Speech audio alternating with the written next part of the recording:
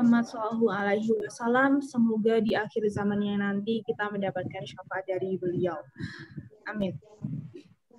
Sebelumnya perkenalkan, nama saya Titin Siani sebagai moderator pada pagi hari ini. Selamat datang kepada seluruh peserta yang telah hadir di sini di kegiatan Senam Maryam online kali ini. Dan acara hari ini disponsori oleh Lamor. Kepada Lamor kami ucapkan terima kasih atas partisipasinya. Di sini izinkan saya untuk membacakan susunan acara. Yang pertama adalah pembukaan, dan yang kedua adalah pembacaan Al-Quran, dan yang ketiga adalah presentasi dari Lamor. Lalu yang selanjutnya adalah acara inti, yaitu materi Senam Maryam yang akan dibawakan oleh Ibu Mugira Hai. Lalu yang selanjutnya adalah tanya jawab dilanjut dengan penutup. Di akhir acara nanti kita memberikan door prize, yaitu berupa 10 gold serum dari Lamor, sehingga kepada ibu-ibu silahkan mengikuti acara hingga selesai. Marilah kita buka acara pada pagi hari ini dengan bacaan basmalah bersama. Bismillahirrahmanirrahim. Semoga acara pada pagi hari ini bermanfaat kita semua dan mendatangkan semua. Lalu yang kedua, acara selanjutnya adalah pembacaan Al-Quran yang akan dibacakan oleh Saudari Naura. Kepada Saudari Naura dipersilakan.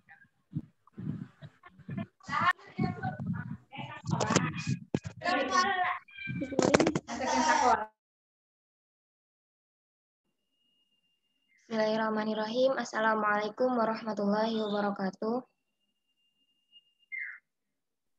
A'udzu billahi minasy syaithanir rajim. Bismillahirrahmanirrahim. Ar-Rahman 'allamal Qur'an, khalaqal insan, 'allamahul bayan. Asy-syamsu wal qamaru bihusban, wan najmu wasy-syajaru yasjudan. Was-samaa'a rafa'aha wa wada'al mizan. Alla tatghaw fil mizan. Wa aqimul wazna bil qisti wa la tukhsirul mizan. Wal arda wada'aha lil anam. Fiha fakihatun wan nakhlu dhatul akmam. Wal habbu dhul asfi war rayhan. Fabi ayyi ala'i rabbikuma tukadziban. Khalaqal insana min salsalin kal fakhar. Wa khalaqal janna min marijin min nar. Fabi ayyi ala'i rabbikuma tukadziban. Rabbul masyriqaini wal maghribain. Fabi ayyi ala'i rabbikuma tukadziban. Marajal bahraini yaltaqiyan. Bainahuma barzakhun la yabghiyan. Fabi ayyi ala'i rabbikuma tukadziban. Shadaqallahul azim. Assalamualaikum warahmatullahi wabarakatuh. Waalaikumsalam warahmatullahi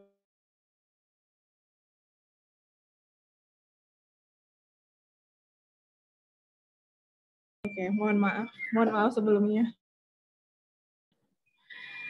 Terima kasih kepada Saudara Naura yang telah membacakan Al-Quran. Semoga kita mendapatkan karomah dari pembacaan Al-Quran.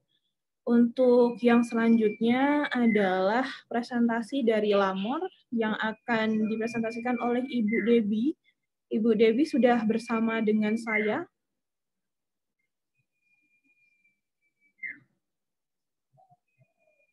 Kepada Ibu Debbie dipersilahkan.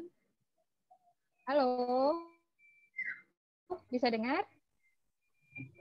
Bisa, Kedengaran Ibu. nggak ya? Iya, iya Ibu. Kedengaran ya? Oke, baik. Kedengaran Terima Ibu. kasih banyak. Oke, terima kasih banyak. Assalamualaikum warahmatullahi wabarakatuh. Selamat pagi buat Waalaikumsalam semua warahmatullahi ibu-ibu wabarakatuh. ya, yang dari jauh-jauh ya, ada di seluruh Indonesia. Perkenalkan, nama saya Debbie, wakilan dari manajemen Lamor. Buat teman-teman yang belum kenal dengan Lamor, kami adalah produsen produk-produk skincare yang kami distribusikan melalui channel para seller. Jadi kami dibantu oleh sebagian seller di seluruh Indonesia untuk mendistribusikan produk-produk kami gitu. Nah, keagenan, kemudian distribusi, itu semua dikelola di kantor pusat yang berada di Kota Malang. Oke, sebelum itu saya ucapkan juga terima kasih buat Bidan Mugi yang sudah memberikan kesempatan kepada saya dan juga Lamor untuk bertemu dengan ibu-ibu semua di pagi hari ini. Sebelumnya, saya mau cerita dulu. Lamor adalah produk yang berdiri sejak tahun 2014. Jadi sampai dengan hari ini usia kami sudah lebih kurang 6 tahun. Nah, produk ini dibuat pertama kali itu ketika owner. Jadi produk ini pertama kali dibuat ketika owner sedang hamil, kemudian mencari produk apa yang cocok untuk ibu hamil. Karena cari sana sini terus kemudian belum menemukan yang tepat, akhirnya founder memutuskan untuk membuat produk sendiri. Jadi itu awal mula Lamor berdiri, memang dipakai sendiri sama founder atau owner kami. Terus kemudian setelah dirasa ini juga punya manfaat untuk orang lain, barulah kami membuka channel distribusi di seluruh Indonesia. Hari ini kalau misalnya ibu-ibu yang di Jambi gitu mau cari Lamor, kami punya mitra di sana. Buat ibu-ibu yang ada di Jawa Timur, kami punya mitra di Jawa Timur.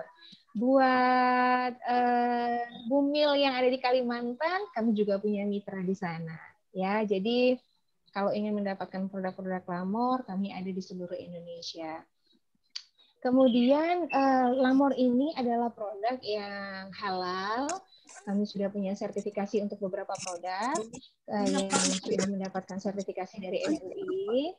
Sedangkan untuk produk-produk yang lain kita masih coba urus karena memang untuk mendapatkan sertifikasi dari MUI kami membutuhkan waktu lebih kurang 4 sampai dengan 6 bulan. Nah, surat pengajuan sudah kami masukkan untuk beberapa produk dan kami sedang menunggu gitu ya sertifikasi dari MUI itu turun untuk produk-produk yang memang sedang kami urus. Tapi untuk semua produk kami sudah lolos legalitas BPOM. Kenapa seperti itu? Kenapa kok MUI dan BPOM berbeda gitu ya? Karena memang ketika produk akan diproduksi sebelumnya harus mengantongi dulu legalitas BPOM. Sehingga memang ketika barang selesai diproduksi, kami pasti sudah mengantongi BPOM terlebih dahulu. Lalu setelah itu sambil berjalan kami pasti akan mengurus untuk sertifikasi halal MUI-nya. Begitu. Jadi kalau masalah legalitas, insya Allah kami aman dan legalitasnya juga sudah lengkap. Jadi produk ini aman untuk dipakai di pasaran. Jadi kami punya legalitas untuk menyebarkan atau mendistribusikan produk ini karena produk ini aman. Kemudian yang berikutnya adalah apakah lamur ini cocok untuk ibu hamil atau aman untuk ibu hamil? Insya Allah seperti cerita saya sebelumnya bahwa lamur ini dibuat karena memang owner pada saat itu sedang hamil dan mencari produk yang paling cocok untuk ibu hamil. Sehingga formula yang ada di dalam produk pasti sudah disesuaikan atau dibuat seaman mungkin untuk ibu hamil maupun ibu menyusui. Setelah 6 tahun kami berjalan, sudah banyak ya testimoni-testimoni atau pengguna customer kami yang menggunakan lamor dalam kondisi hamil dan juga menyusui, tapi aman-aman saja, maksudnya nggak ada masalah gitu ya. Sebenarnya apa saja sih kandungan skincare yang aman untuk ibu hamil? Itu adalah kandungan skincare yang di dalam ingredient atau di dalam formulanya mengandung hyaluronic acid. Kalau misalnya ibu-ibu ngelihat gitu ya, dibaca gitu, di ingredient ada tulisannya hyaluronic acid, maka itu aman. Nggak apa-apa, nggak masalah. Terus kemudian di dalamnya produk ada niacinamide misalnya, itu juga aman untuk ibu hamil. Kemudian kalau misalnya di sana di dalam produk tertulis vitamin C, itu juga aman untuk ibu hamil. Nah, ada lagi kandungan produk yang namanya salicylic acid. Nah, kalau salicylic acid itu boleh untuk ibu hamil, tapi syaratnya dengan dosis rendah atau penggunaan yang tidak sering. Tapi kalau penggunaannya dengan dosis tinggi, kemudian sering, itu tidak diperkenankan. Ya, nah dari apa yang tadi saya sudah sebutkan, kandungan atau ingredient di dalam produk ini semuanya ada di dalam produk Lamor. Jadi kalau misalnya nanti menemukan produk Lamor, terus kemudian ngelihat gitu ya, ngelihat produk Lamor, wah ini gimana nih ya produk Lamor ini, apakah aman ataukah enggak gitu. Coba dilihat ingredientnya aja. Memang ingredient kami ada itu kandungan-kandungan seperti yang tadi saya sebutkan. Ada salicylic acid, itu aman. Kemudian ada hyaluronic acid, itu juga aman. Kemudian ada niacinamide, itu juga aman. Kemudian ada vitamin C, itu aman. Semuanya aman untuk ibu hamil. Lalu, satu lagi nih Bun ya. Kenapa sih ibu hamil harus pakai skincare? Kenapa sih wajib pakai skincare gitu ya? Karena banyak ibu hamil yang melepas skincare-nya pada saat hamil. Padahal menurut penelitian, harusnya ibu hamil itu tetap menggunakan skincare untuk menjaga kulitnya. Kenapa kulitnya harus dijaga? Karena mungkin bidan Mugi tahu ya gitu bahwa pada saat hamil ada perubahan hormon di dalam tubuh, terus kemudian ini mempengaruhi kondisi kulit dan kulitnya biasanya menjadi lebih sensitif. Oleh karena itu ada beberapa produk yang tetap wajib digunakan meskipun dalam kondisi hamil. Di antaranya adalah pelembab, ya, moisturizer. Moisturizer ini fungsinya untuk menjaga kadar air di dalam kulit, kemudian mengurangi risiko stretch mark yang muncul itu ya kadang-kadang ya karena berat badan kita bertambah, terus kemudian volume otot juga bertambah gitu sehingga kemungkinan ada resiko untuk munculnya stretch mark. Sehingga dalam kondisi yang seperti ini, ibu hamil tetap membutuhkan pelembab untuk menjaga kadar air dalam kulitnya. Kalau kadar airnya bagus, maka resiko stretch mark bisa dikurangi. Nah, untuk moisturizer atau pelembab, di Lamor kami punya beberapa produk. Jadi nanti bisa dicek lewat customer service kami ya, kalau ingin tahu lebih detail. Kemudian kita juga punya tabir surya, dan tabir surya ini juga diperlukan sama ibu hamil. Kenapa kok diperlukan? Karena tabir surya ini untuk mengatasi perubahan pigmentasi pada kulit. Ya, yang biasanya ibu hamil itu karena perubahan hormon, pasti akan ada perubahan juga pada pigmentasi di kulitnya. Nah, ini akibatnya bermacam-macam ya. Salah satunya ada bisa muncul bercak-bercak berwarna gelap. Nah, untuk itu cara mengatasinya adalah dengan menggunakan tabir surya atau sunscreen. Produk Lamor juga ada yang mengandung SPF 25, yang mana SPF ini cukup rendah dan cukup baik dipakai untuk semua jenis kulit. Kemudian yang berikutnya yang diperlukan lagi sama ibu hamil adalah sesuai kebutuhan kulitnya ya. Jadi pergunakan produk-produk skincare sesuai dengan kebutuhan kulitnya. Karena memang kebutuhan kulit ibu hamil itu berbeda dengan kebutuhan ibu yang lain. Kalau ibu hamil biasanya kulitnya cenderung sensitif, kemudian mudah iritasi gitu ya. Itu karena memang perubahan hormon sehingga memang produknya harus disesuaikan dengan kebutuhan kulitnya.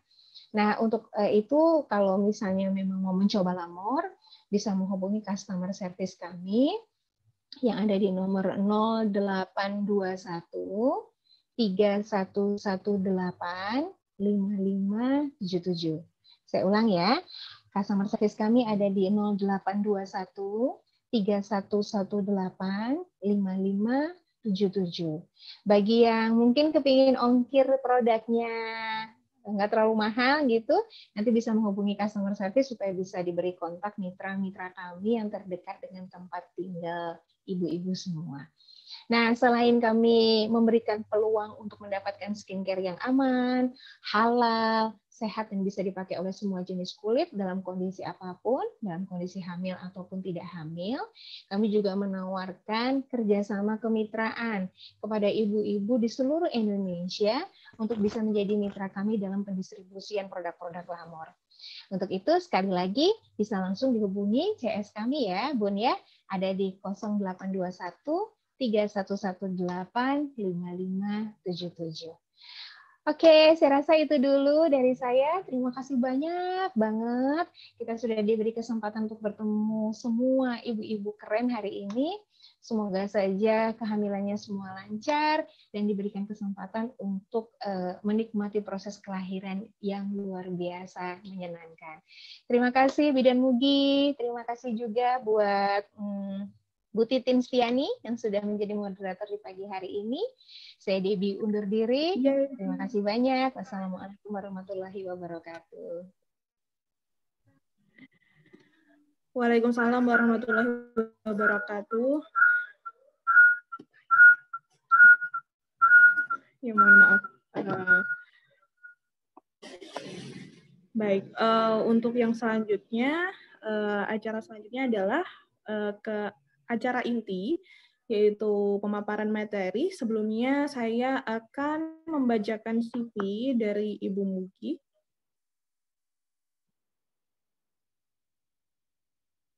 Ya, untuk seluruh ibu-ibu yang ingin melakukan transaksi dengan lamor, bisa ya nanti menghubungi di nomor tadi 08 21 3118 5577. Nanti akan kami berikan di bagian chat. Nanti juga sekalian kami berikan alamat IG-nya ya. Nah, ini sudah terlihat ya CV dari Ibu Mugi. Saya akan bacakan. Ibu Mugi Rahayu, AMD Kep, Esfil MPH.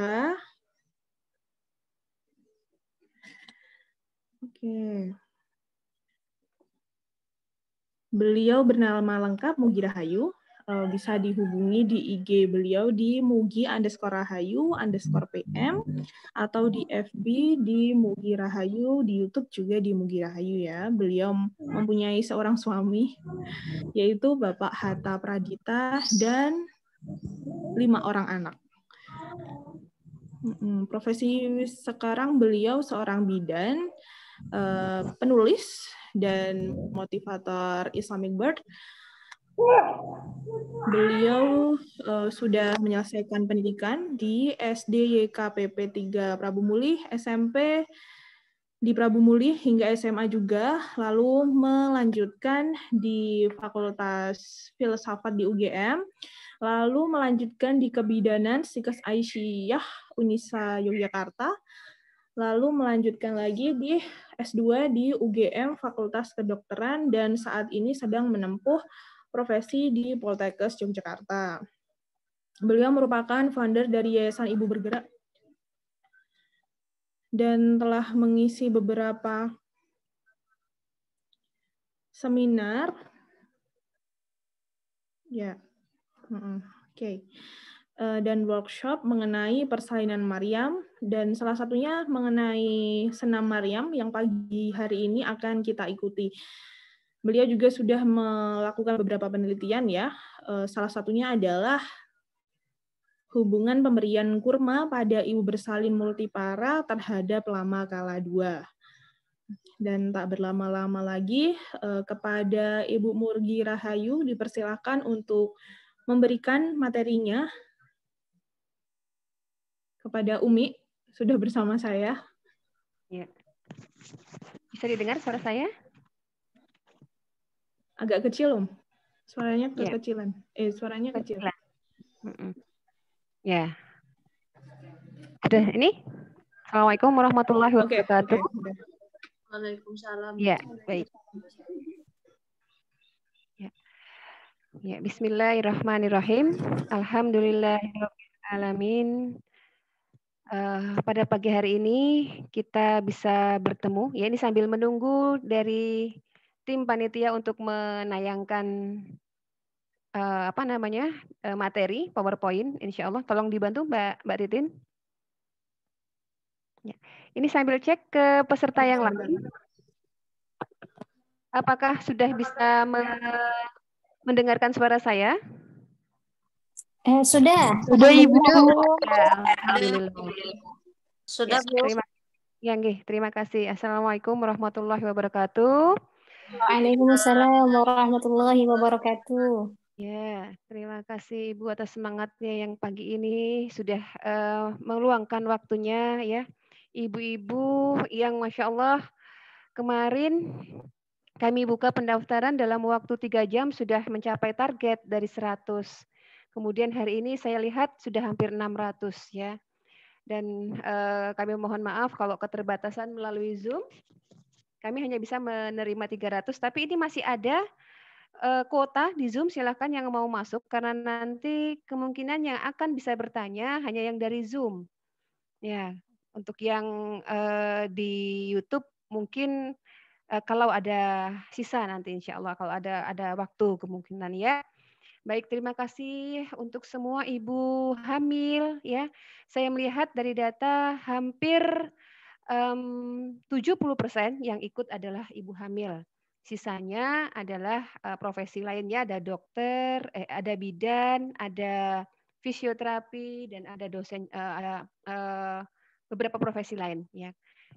Nah, Masya Allah ya, pagi hari ini saya sungguh sebetulnya bisa dikatakan deg-degan, sesuatu yang mungkin sebetulnya sudah jarang terjadi mungkin ya karena alhamdulillah mungkin karena sering bicara, tapi hari ini saya cukup mempersiapkan diri gitu ya, cukup mempersiapkan diri untuk bisa memberikan yang terbaik ya yang saya bisa berikan untuk ibu-ibu semua. Untuk memenuhi paling tidak sedikit harapan, mungkin tidak semua ya harapan yang bisa saya berikan, tapi paling tidak saya bisa menuntaskan keingintahuan dari ibu-ibu semua terhadap senam Maryam ya, yang insya Allah memang saya susun, saya kreatifkan dengan gerakan-gerakan sholat. Jadi mudah-mudahan ini akan menjadi salah satu pilihan bagi ibu hamil, juga mungkin ibu bidan untuk dalam mendampingi pasien-pasiennya. Ya. Hari ini saya merasa terima kasih sekali atas kehadiran ibu semua. Yang saya baca ada yang dari Australia juga, dari Darwin, bahkan juga ada yang pakai nomor Mesir gitu ya. Jadi dari luar negeri dan alhamdulillah karena keadaan online ini ibu-ibu bisa dimudahkan tanda kutip ya, karena alhamdulillah memang kita bisa bertemu tanpa harus meninggalkan rumah ya. Alhamdulillah, puji syukur kehadirat Allah dan salawat serta salam kita aturkan kepada junjungan kita Nabi besar Muhammad Sallallahu Alaihi Wasallam yang telah membawa kita dari zaman yang gelap menuju zaman yang terang dan terang benderang, yang telah memberi kita sholat ya. Sejak Rasulullah diturunkan diperjalankan dalam peristiwa Isra dan Mi'raj sholat ini kemudian diwajibkan atas kita, ya. Dan alhamdulillah, masya Allah, sholat ini ternyata sangat banyak manfaatnya untuk kita. Ya, semoga sholat yang kita tegakkan, sholat yang kita dirikan karena Allah, kemudian bisa membawa kita untuk mendapatkan syafaatnya, ya, karena kita juga memuji Rasulullah dalam sholat kita. Demikian. Baik, ini sudah mulai ya, sudah ada PowerPoint-nya. Yang lain bisa melihat PowerPoint-nya? Alhamdulillah, sudah Umi. Oh ya, terima kasih. Ya, terima kasih. Ya. Hari ini saya akan memberikan sedikit pengantar untuk masuk ke Senam Maryam. Jadi insya Allah ada 2 acara rangkaian dari Senam Maryam ini, yaitu pada hari ini pengantar Senam Maryam. Ya, saya beri judul Active Movement dan Hikmah Gerakan Sholat dalam Persalinan juga Kehamilan. Ya, sementara pekan depan kita akan belajar Senam Maryam. Ya, mudah-mudahan walaupun mungkin memang hanya online, tapi bisa mudah-mudahan bisa sedikit memberikan gerakan-gerakan yang bisa dipakai untuk ibu dalam kehamilan. Ya, baik, next Mbak.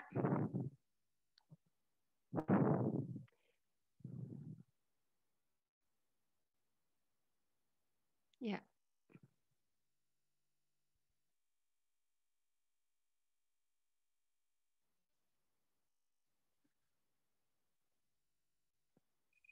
Ini agak lambat. Ya, pertama perintah bergerak gitu ya. Kalau saya melihat itu juga saya gunakan dalam yayasan saya, Yayasan Ibu Bergerak. Jadi memang manusia hidup ini adalah untuk beribadah, dan beribadah itu bergerak ya. Kita mengucapkan zikir kepada Allah itu menggerakkan lisan kita. Kita melakukan sholat itu menggerakkan raga kita, menggerakkan hati kita. Jadi bergeraklah ya. Karena kalau pada ibu hamil, kehamilan ini bukan sakit tetapi karunia. Sehingga sebetulnya tidak ada alasan pada ibu yang tidak ada indikasi tertentu untuk tidak bergerak. Ya. Ini mohon dibesarkan mungkin ini. Maaf, ini saya sambil baca ada chatnya ya. Kalau materi di laptop insya Allah sudah bagus, tapi mungkin kalau materi di di HP mungkin tidak begitu ini ya, mungkin bisa dimiringkan. Ya, terima kasih ya. Alhamdulillah sudah jelas suara saya. Nah, HP-nya bisa dimiringkan kalau misalnya dimiringkan landscape ya, ditidurkan. Ya, kehamilan itu bukan sakit, tetapi karunia. Ya, jadi kalau tidak ada indikasi tertentu yang mengharuskan ibu harus hanya berada di atas tempat tidur, maka ibu tetap disarankan untuk bergerak. Bahkan ini sarannya bersifat wajib begitu ya, saran yang bersifat wajib. Jadi kalau ibu tidak ada indikasi tertentu, maka tetaplah bergerak. Memang kalau dalam kehamilan kita, terutama pada anak kehamilan yang pertama, kita lebih berhati-hati karena ini masih tanda kutip belajar, ya, belajar bagaimana seorang ibu itu sedang pengalaman pertama kali untuk hamil, ya. Tidak ada istilah rahim lemah sebetulnya, karena masya Allah rahim itu adalah tempat paling nyaman, paling aman, ya, insya Allah di dunia ini, gitu ya. Jadi sebetulnya rahim itu tidak ada yang lemah, rahim itu kuat luar biasa. Hanya pada kondisi tertentu yang itu disebabkan sebetulnya karena kerusakan itu datangnya dari manusia, dari diri kita sendiri. Sehingga kesalahan yang pernah kita perbuat tanda kutip karena kekurangan ilmu kita, kekurangan pengalaman kita, sehingga kadang-kadang kita memberikan asupan pada tubuh kita kurang baik, yang ini berakibat pada organ-organ dalam tubuh kita, ya. Begitu. Kemudian setiap ibu punya batas kemampuan sendiri-sendiri. Ya. Jadi pernah ada seorang ibu yang bertanya kepada saya, Ibu kalau saya pengen bersepeda waktu hamil di awal trimester ya, trimester pertama, bagaimana? Saya jawab, kalau ibu biasa bersepeda atau ibu atlet sepeda, itu tidak ada masalah ibu biasa karena setiap hari melakukan kegiatan bersepeda. Tapi untuk ibu yang baru hamil ini dan baru mencoba untuk bersepeda, tentu ini tidak baik ya. Jadi setiap ibu punya batas dan kemampuan sendiri-sendiri. Ya. Saya juga dulu pernah punya ibu hamil yang datang ke saya itu ternyata dia atlet angkat besi. Bayangkan atlet angkat besi, tentu berbeda dengan saya yang geraknya hanya di rumah, ke pasar gitu ya, berbeda ya. Walaupun beliau badannya besar sekali, 130 kilo beratnya, tapi tidak ada masalah dengan kecepatan jalan, tidak ada masalah dengan berat badan yang besar sekali. Beliau sangat lincah. Bahkan pada saat saya periksa di atas tempat tidur, kemudian waktu mau turun, beliau agak loncat.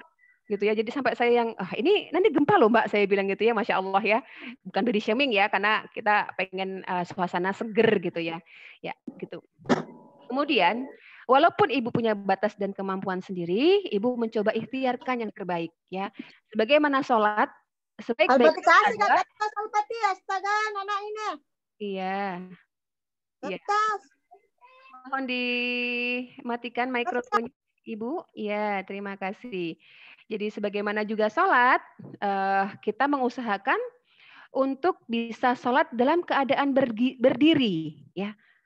Meskipun mungkin perut membesar, punggung sudah pegal gitu ya, kemudian pinggangnya sakit, banyak keluhan-keluhan khas ibu hamil, tapi itu normal yang terjadi pada ibu hamil dan tentu tidak normal kalau terjadi pada saya kalau saya tidak hamil. Ya, jadi coba ikhtiarkan yang terbaik menurut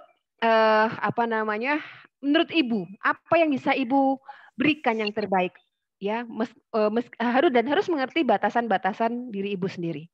Ya. Baik, next. Ya.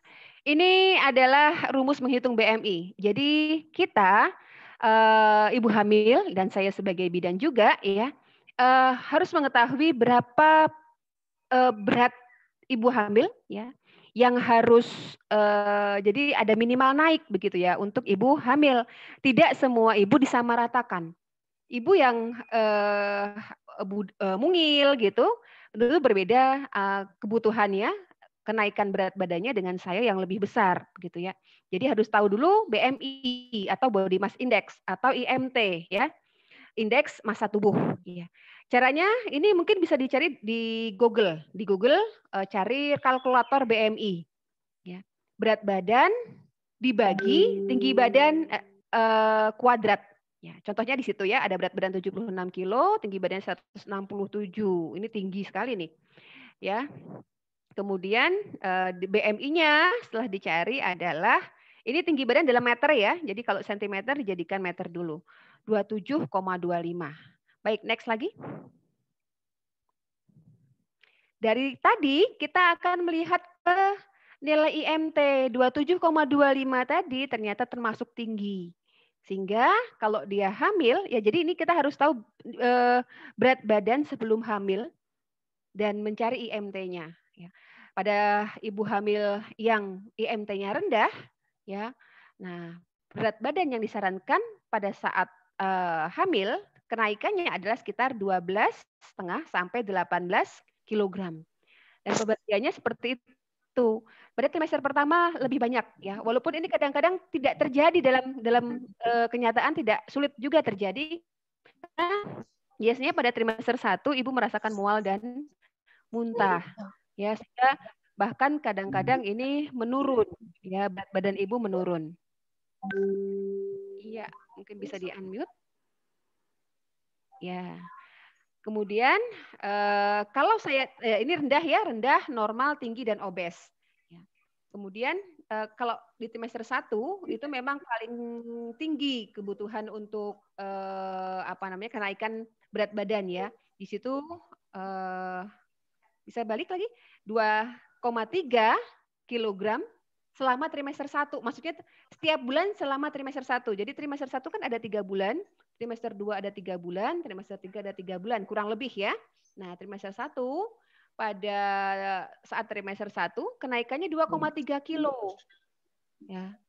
Dan trimester 2 itu 0,49, sekitar setengah kilo. Kalau saya hitung-hitung ya, hanya ada sisa sekitar 3 sampai 5 kilo ya untuk mencapai berat badan minimal untuk di fase 3. Sehingga memang sebetulnya pengaturan makan kita memang tetap harus diatur. Ya, bagaimana kita itu bangsa Indonesia sudah terkenal dengan karbohidrat yang terlalu banyak. Sehingga memang hampir saya katakan pada setiap ibu karbohidrat kita memang sudah banyak. Padahal kita butuhnya sebagai manusia dewasa hanya sekitar 1/4 piring saja. Ya, yang lainnya protein, ya dari telur, ikan, kemudian ada lemak, ya boleh. Ibu tidak, saya sarankan selama ibu hamil, ibu tidak boleh makan makanan yang pantang gitu ya, berpantang. Misalnya pantang daging, pantang telur ya. Ini agak riskan ya, bahkan kalau untuk ibu yang IMT-nya rendah ini riskan sekali gitu ya. Kita harus memperhatikan kenaikan berat badan ibu sehingga nanti kita berharap ya, ibu-ibu sekarang ini kan sudah kebanyakan ibu sudah kalau sudah punya anak membesar gitu ya. Ya. Dan ini kalau sudah membesar akibatnya nanti di masa tua. Ya, kita kemungkinan untuk kena penyakit-penyakit degeneratif itu lebih besar pada ibu-ibu yang badannya besar gitu ya, kemudian tidak terkontrol gulanya, bisa hipertensi dan lain sebagainya, penyakit-penyakit degeneratif.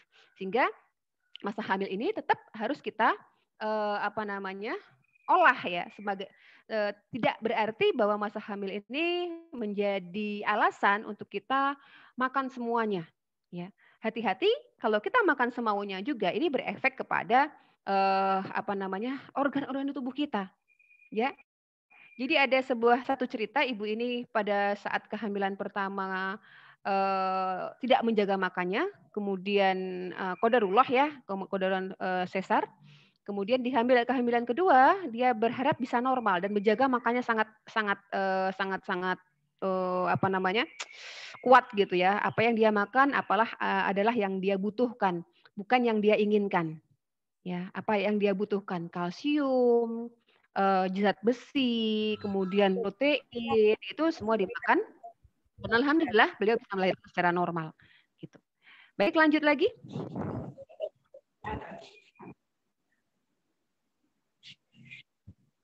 Ya, tentang sholat ini kita sedikit saja menyitir tentang ayat-ayat sholat. Surat Al-An'am, mungkin bisa di-unmute dulu Mbak. Ya, di surat Al-An'am ayat 162, katakanlah sesungguhnya sholatku, ibadahku, hidupku dan matiku hanyalah untuk Allah Tuhan semesta alam. Inna sholati wa nusuki wa mahyaya wa mamati lillahi rabbil alamin. Ya. Lanjut lagi, Mbak. Klik. Ya. Klik lagi satu lagi. Di surat Al-Baqarah ayat 45 dikatakan jadikanlah sabar dan sholat sebagai penolongmu. Dan sesungguhnya yang demikian itu sungguh berat kecuali bagi orang-orang yang khusyuk. Ya. Sabar dan sholat sebagai penolong. Pada saat kapan? Pada saat kita hidup ini. Dan juga pada saat kita hamil, pada saat kita bersalin, hamil ya, bersalin mungkin waktunya sangat cepat gitu ya. Jadikanlah sabar dan sholat sebagai penolongmu. Jadi sebetulnya kalau kita melakukannya menjalani kehamilan dengan sabar dan melakukan sholat sebagai salah satu hal yang kita utamakan, insya Allah itu sudah cukup. Ya. Hanya kadang-kadang terbawa arus global gitu ya, di mana kemudian ada senam. Sekarang ibu-ibu sekarang itu memang lebih dimanjakan, lebih dimudahkan. Sehingga kalau zaman dulu, mungkin ibu-ibu zaman-zaman nenek saya, mbah saya, itu ibu-ibu sudah bergerak dengan sendirinya. Kemana-mana harus jalan ya, kemana-mana harus jalan, kemana-mana misalnya harus pergi itu bukan. Ya, bisa di-mute dulu itu. Mohon maaf. Ya, mohon untuk tidak. Ya, mohon di-mute ya supaya tidak mengganggu yang lain. Baik. Terdengar ya? Baik. tadi saya lanjutkan ketika zaman dulu simbah-simbah kita untuk masak saja ketika harus membuat santan, dia harus memarut mencari kelapa. Mungkin meminta suaminya untuk mengambil kelapa. Kemudian kalau orang Jawa bilangnya nyerumbat ya, nyerumbat itu membuang kulit kelapa ya, kemudian memarutnya sambil kemudian membuatnya menjadi santan. Sementara kita saat ini ketika kita ingin membuat santan sudah ada santan-santan instan ya. Jauh sekali dengan zaman dahulu. Kemudian kalau harus pergi ke pasar, kita mungkin bisa minta diantarin ya. Apalagi pada saat pandemi ini, tinggal telepon semua sudah datang. Ya, kalaupun hanya pergi sekitar 300 meter, kita pakai motor. Sementara kalau orang dulu dia harus berjalan jauh. Sehingga ketahanan fisiknya berbeda. Ya. Ketahanan fisiknya berbeda. Saya pernah mendapatkan cerita ibu-ibu, ini ada Kak yang dari NTT ya, nanti mungkin bisa bercerita bagaimana, Masya Allah saya ibu-ibu yang di pedalaman sana, ibu hamil itu hamil dengan malaria ya, di NTT itu malaria menjadi endemik gitu ya. Nah, hamil dengan malaria HB-nya sangat rendah. Tetapi dengan HB yang sangat rendah, ya mungkin HB-nya hanya 3, hanya 4, kalau mungkin di kota besar sudah masuk ICU. Tapi di sana, ibu dengan HB 3 atau 4 itu masih bisa melakukan aktivitas yang dia harus naik untuk mencari bahan makanan, ya rumahnya di di pertengahan pegunungan, atau dia harus turun untuk mengambil air. Jadi Masya Allah ya, luar biasa ibu-ibu yang memang terlatih secara fisik. Itulah karena itu kita memang harus melatih fisik kita. Ya, ibu-ibu bukan hanya kaum rebahan saja, walaupun sekarang memang disuruh di rumah, tapi kita bisa melakukan sesuatu di rumah. Dan insya Allah semoga senam ini bisa menjadi alternatif ya yang dilakukan sambil ibu hamil berada di rumah. Next.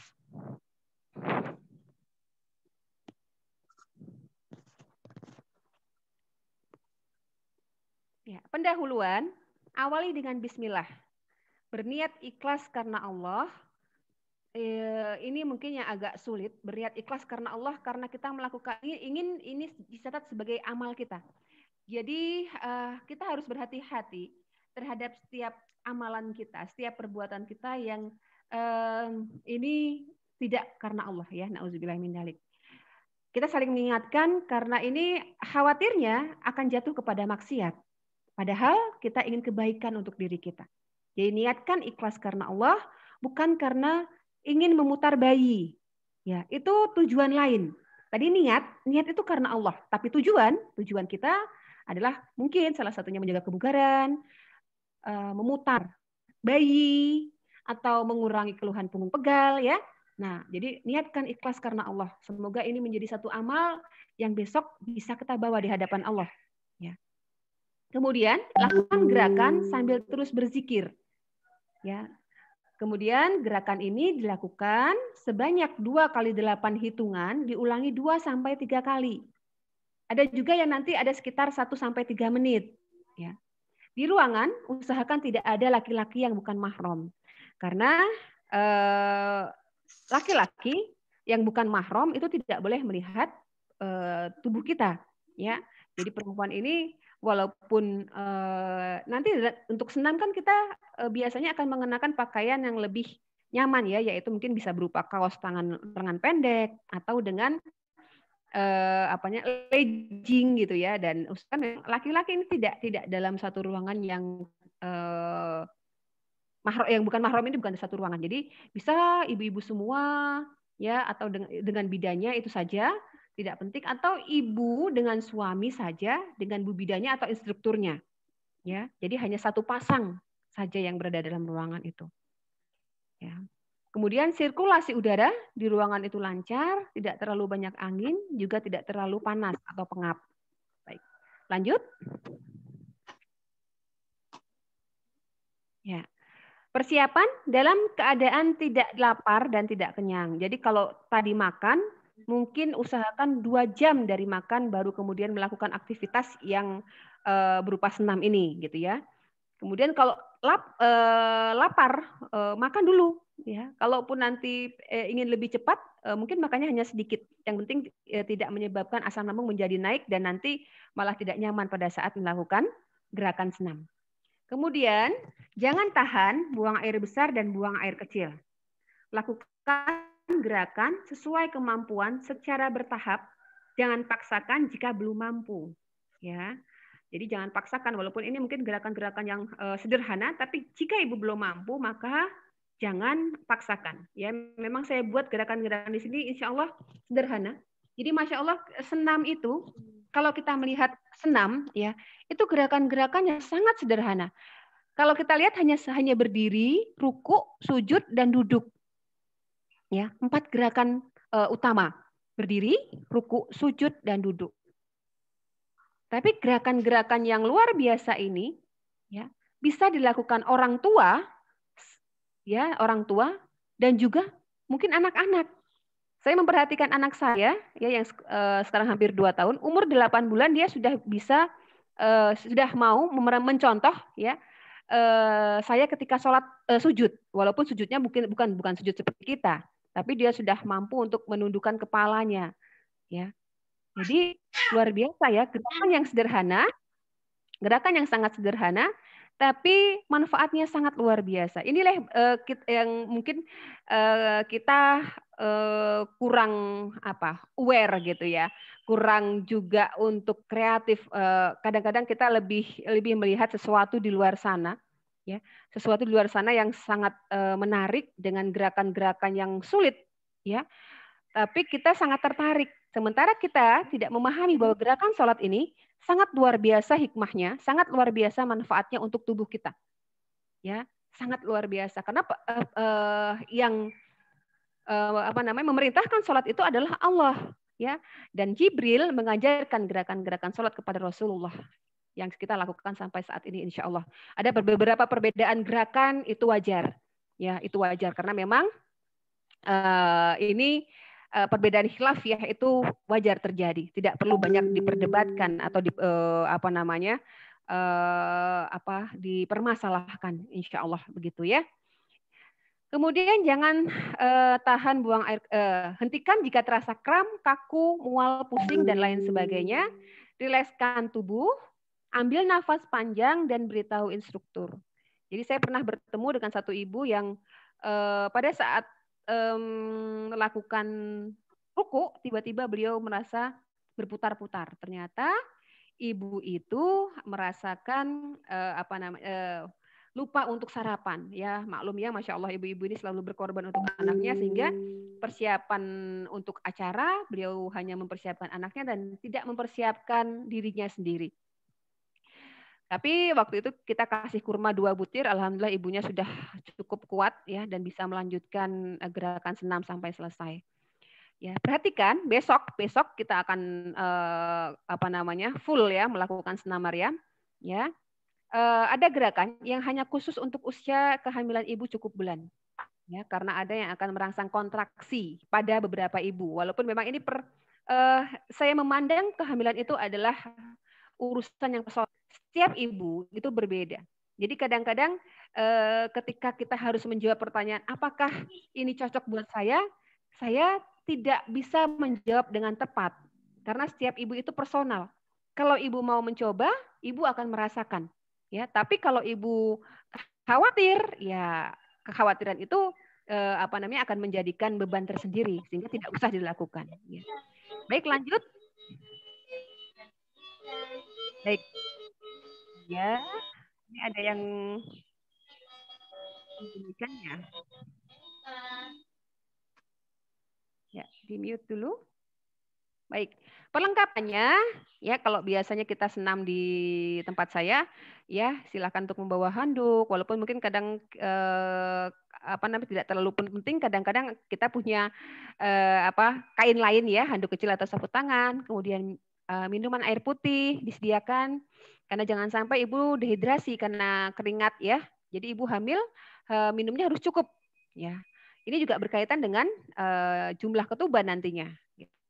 Ada matras ya atau alas yang lembut, bisa di karpet yang bersih ya, atau bisa di kasur tapi jangan terlalu tinggi gitu ya. Jangan terlalu yang mantul-mantul apa namanya, lembut sekali gitu ya.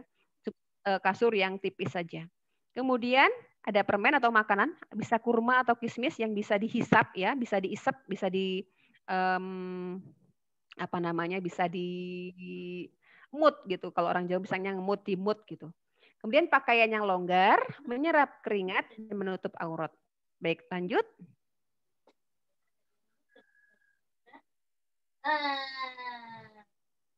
Baik, lanjut. Ya.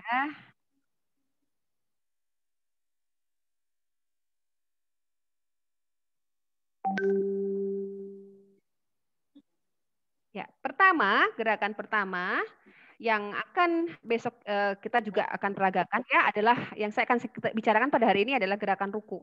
Ruku yang benar yaitu punggung lurus dan sejajar dengan kepala. Mungkin sudah banyak dilihat di kajian-kajian bahwa yang paling bagus ruku ini adalah punggung lurus dan sejajar dengan kepala. Ya, lanjut. Nah, ini biasanya terjadi ya, ini keluhan-keluhan pada ibu hamil sudah trimester 3 biasanya ya, di mana perutnya itu sudah membesar sehingga ini tanda kutip menjadi beban pada tulang tulang belakang. Yang tadinya kalau tidak hamil dia tidak terlalu melepuh ya, pada saat hamil ini akan menjadi lebih rengkep, lebih rapat sehingga aliran darah dan yang membawa oksigen dan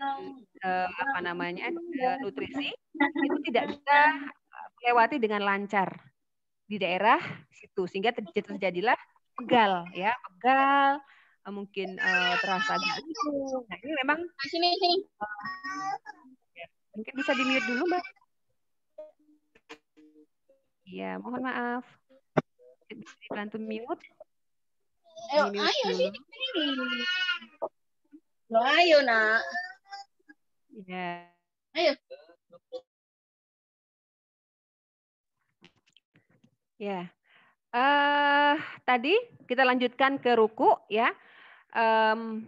Gerakan ini memang gerakan yang baik untuk ibu hamil. Karena pada saat itu ibu hamil dalam kondisi yang perutnya membesar, pada saat ruku ini akan membantu tulang punggung sedikit melepaskan beban.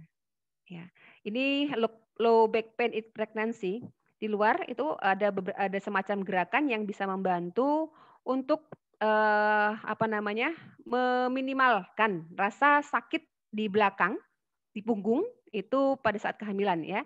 Seperti gerakan ruku sebetulnya, kan? Baik, lanjut.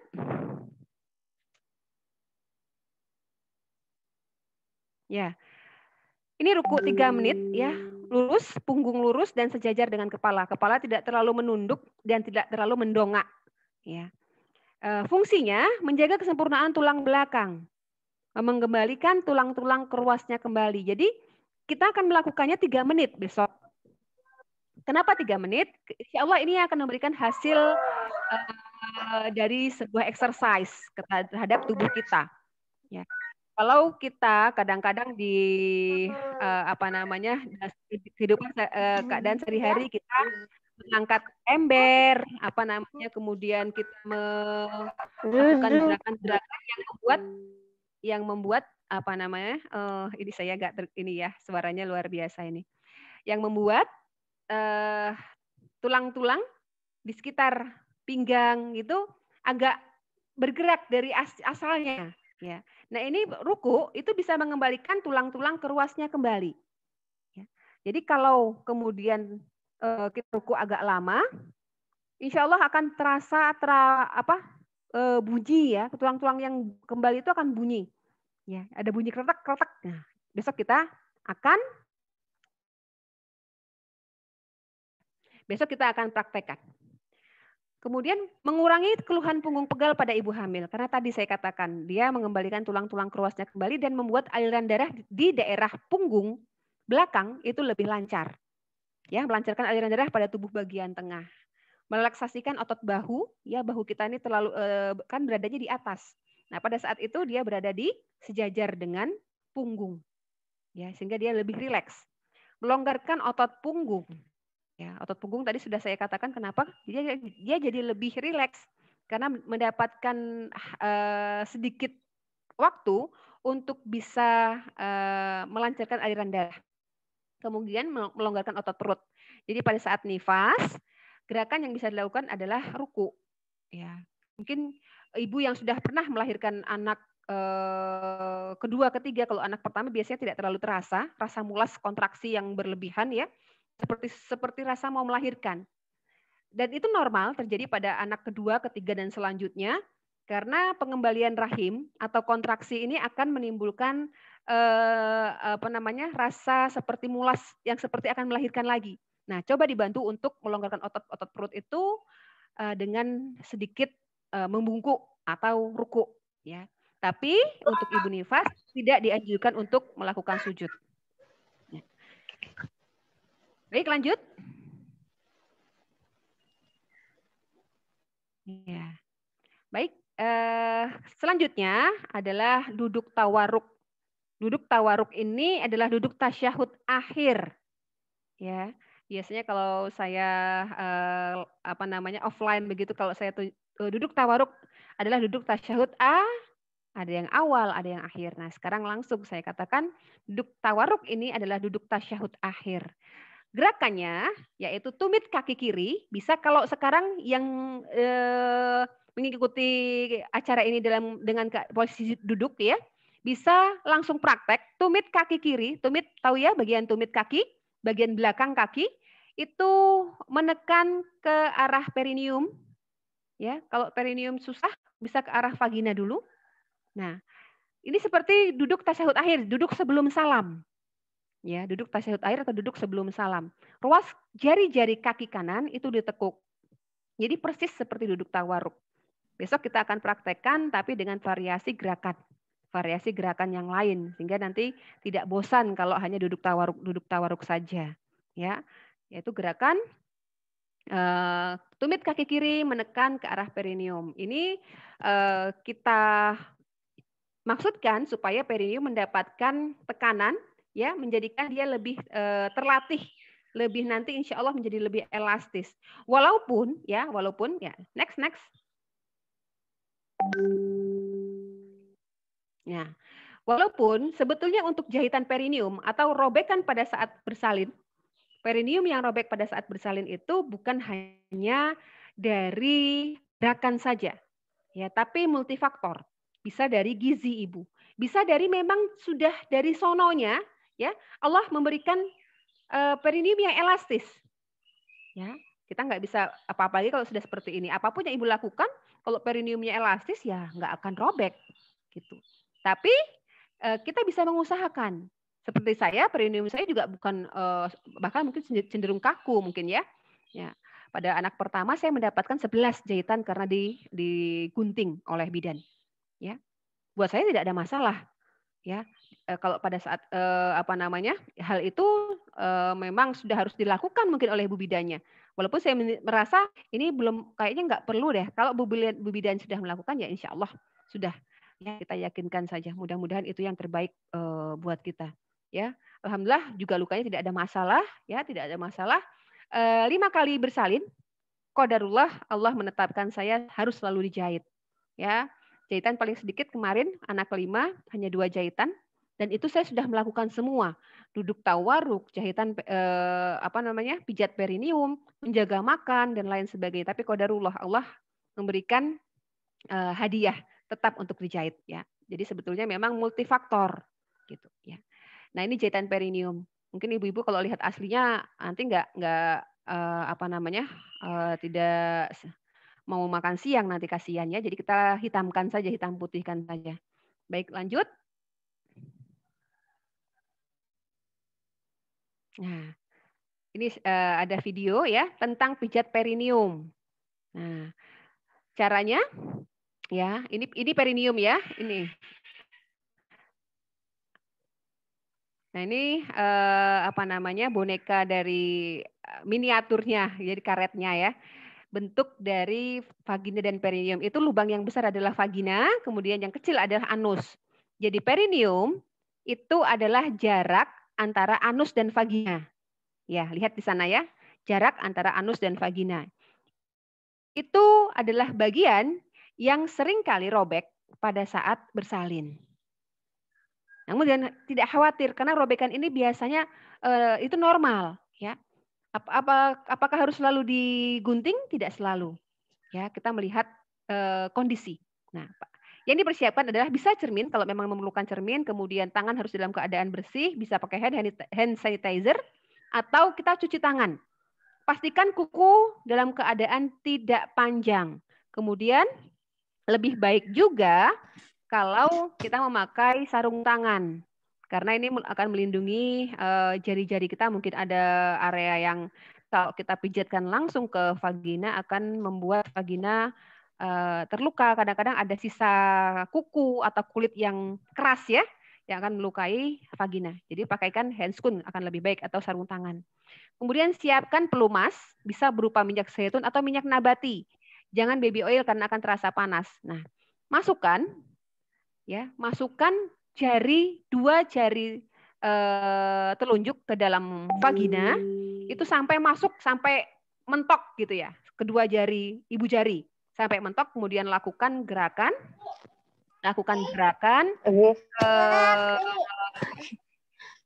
dari bisa dari jam mulai dari jam apa kita vagina itu kita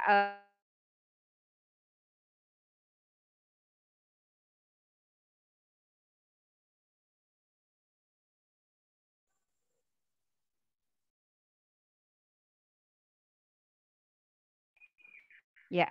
Jadi lakukan gerakan secara simultan. Jadi yakin dan memang harus masuk. Ini yang akan memberi efek pada pada perineum. Kalau hanya sebentar dan kemudian tidak yakin, ini ya akan sia-sia gitu. Baik, lanjut. Memang namun pada kenyataannya dulu di kelas Mariam angkatan pertama saya tidak banyak ibu-ibu yang mau melakukan pijat perineum, ya. Ya banyak alasan, mungkin karena ada ketimuran kita yang mungkin memegang vagina itu adalah mungkin akan menimbulkan nggak nyaman gitu ya memegang vagina sendiri gitu, sehingga saya mencoba mencari apa yang bisa ibu lakukan selain dari pijat perineum, ya insya Allah duduk tawaruk ini. Ya, duduk tawaruk ini pertama mencegah munculnya rasa nyeri pada pangkal paha, mengurangi resiko munculnya robekan jaran lahir pada saat persalinan. Ya, kemudian menjaga kelenturan kekuatan vagina dan perineum, mencegah terjadinya pengapuran tulang. Jadi masya Allah ya. Kemudian menjaga kekuatan kaki. Ini kaki karena kaki itu penting juga pada saat proses persalinan. Karena dia akan jadi, kadang-kadang ada ibu yang merasakan kram. Dan ini tentu ibu yang kontraksi plus kram tentu akan lebih double sakitnya ya. Melancarkan peredaran darah di sekitar 3 lubang. Perempuan punya 3 lubang, ada anus, vagina, dan uretra. Kemudian untuk laki-laki sangat bagus untuk prostat. Ya, kelenjar prostat yang ada hanya pada laki-laki. Baik, lanjut lagi.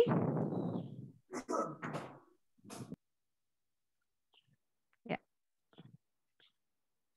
Nah, ini nanti besok kita akan, insya Allah kita akan praktekkan gerakan tangan ya yang dikreasikan untuk duduk tawaruk ya supaya tidak bosan gitu. Baik, lanjut lagi. Nah, ini juga gerakan-gerakan yang besok akan kita lakukan, tapi memang diusahakan pada saat ibu praktek besok, ya praktek besok tidak ada laki-laki yang bukan mahram. Atau usahakan tidak ada laki-laki, karena kalau video ini kemudian terlihat ya kita saling menjaga saudara kita saling menjaga saudara kita, semoga tidak terlihat oleh laki-laki yang bukan mahram. Saya mungkin nanti akan memberikan contoh, tapi kalau di dekat ibu ada laki-laki yang bukan mahram saya tentunya nanti akan melihat gitu ya. Jadi kita juga berhati-hati terhadap gambar begitu. Nah, baik lanjut. Besok kita akan praktekkan saja. Ya. Terus gerakan yang terakhir, kemudian ini adalah gerakan sujud. Gerakan yang sujud ini dilakukan seperti dalam sholat. Kaki dan lantai itu membentuk sudut siku-siku atau 90 derajat. Ya, jadi kakinya itu tegak lurus terhadap lantai. Tidak terlalu menjauh atau juga tidak terlalu jadi tidak sudutnya itu tidak lancip juga tidak tumpul. Sudut kaki kita dengan lantai. Ya.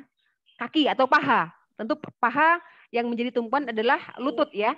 Nah, itu adalah 90 derajat terhadap lantai. Untuk hasil yang lebih baik, lakukan minimal 3 menit.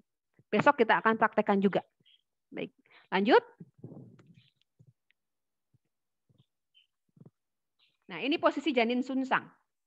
Mana posisi janin yang normal? Ya, bisa dibaca ya. Posisi janin normal adalah yang sebelah kiri. Sebelah kanan itu posisi janin sunsang atau presbo, presentasi bokong, breath position. Ya, lanjut.